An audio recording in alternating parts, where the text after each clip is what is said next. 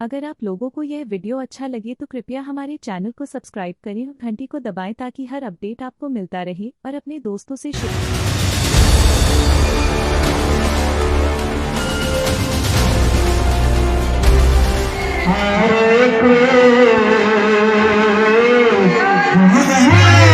Krishna Krishna